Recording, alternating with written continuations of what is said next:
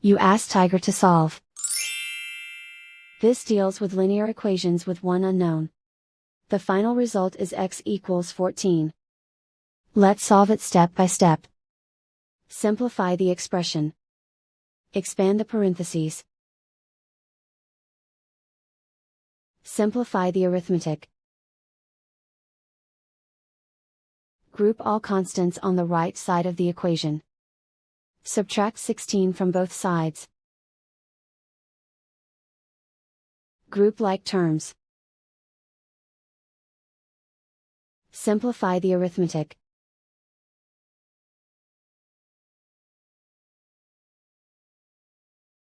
Isolate the x. Divide both sides by 8. Simplify the fraction. Find the greatest common factor of the numerator and denominator.